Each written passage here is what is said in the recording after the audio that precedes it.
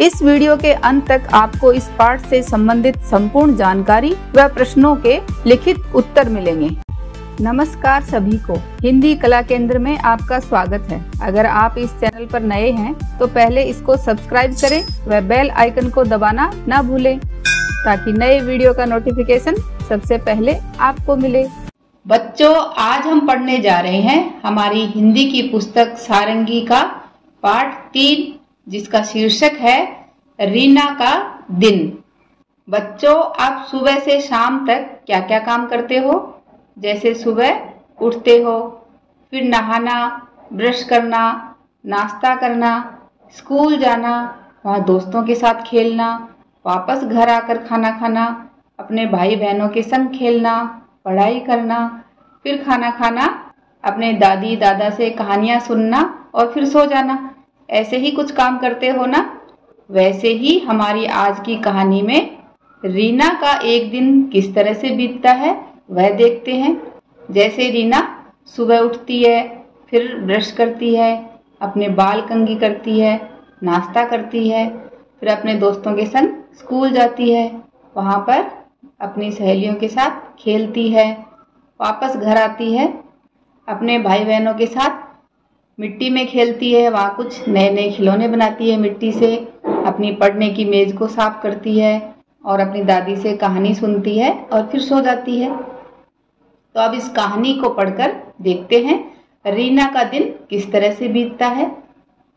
हर दिन रीना सुबह जल्दी उठती है, उठकर बिस्तर को ठीक से लगाती है, उठने के बाद अपने बिस्तर को सही करती है और इस बिछी हुई चादर को सही करती है। नीम की दातुन से अपने दांत साफ करती है, साबुन से नहाकर रीना स्वच्छ कपड़े पहनती है।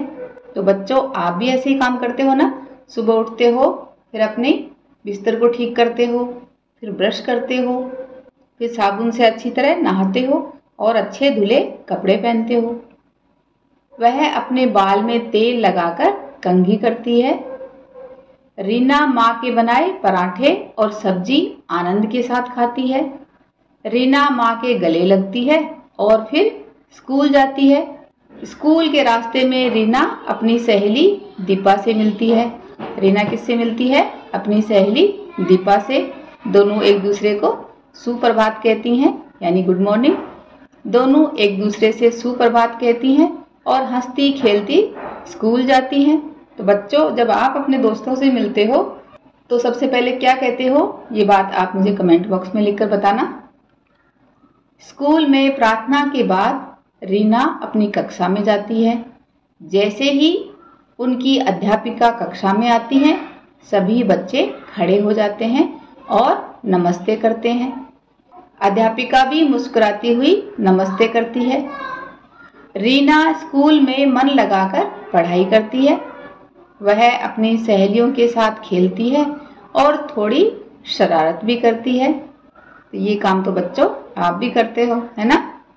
घर आकर वह हाथ मुंह धोती है, फिर वह अपनी स्कूल की सभी बातें अपने परिवार को बताती है।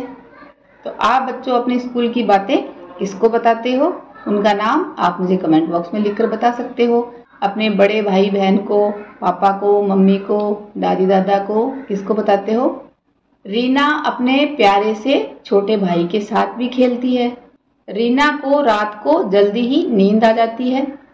दादी प्यार से रीना को शुभ रात्रि कहकर सुला देती हैं। शुभ रात्रि यानी गुड नाइट कहकर दादी माँ उसको सुला देती हैं।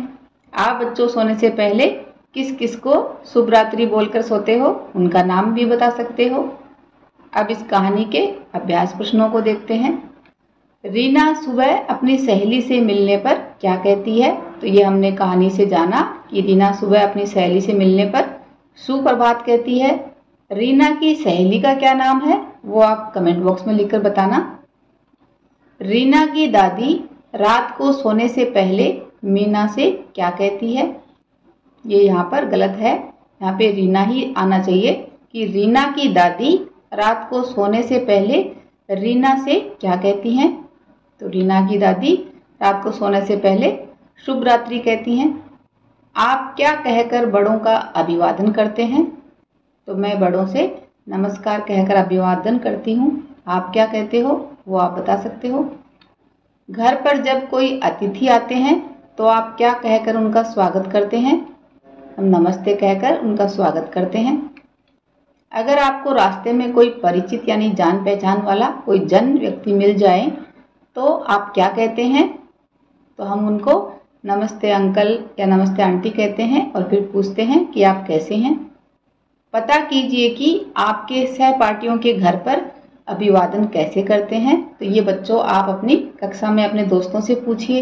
जैसे किसी के घर में नमस्ते बोला जाता है, किसी के घर में जय श्री कृष्णा बोला जाता है, तो किसी के घर में राम राम, किसी के वणकम, और भी बहुत सारे नाम हैं जो आप मुझे कमेंट बॉक्स में लिखकर बता सकते हो।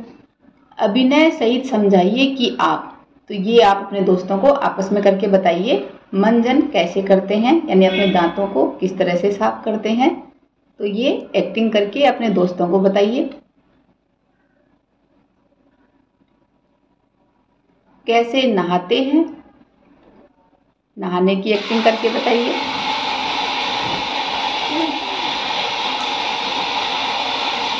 बाल कैसे बनाते हैं, ये देखो इस तरह कंघी से बाल बनाते हैं।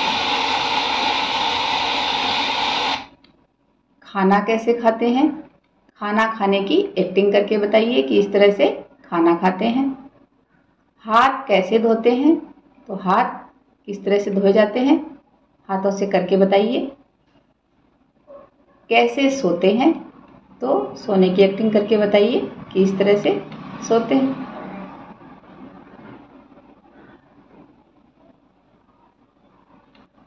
खेल खेल में मिट्टी से घर घर खेल की चीजें बनाइए, जैसे चूल्हा, थाली, कटोरी आदि। अब अपने मित्रों के साथ मिलकर घर घर खेलिए। तो आप भी मिट्टी से इस तरह की चीजें अपने दोस्तों के साथ बनाकर देखिए, आपको भी मजा आएगा।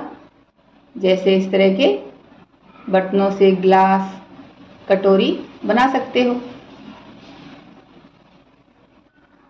रेखा खींचकर पशु पक्षियों को उनके घर तक पहुंचाइए। तो ये देखो कुछ पशु पक्षी हैं, ये कौन कहाँ रहता है पहले ये देखिए। जैसे उल्लू, तो उल्लू तो पेड़ पर रहता है, तो इसका रास्ता यहाँ मिलेगा, ये पेड़ के कोटर में रहता है।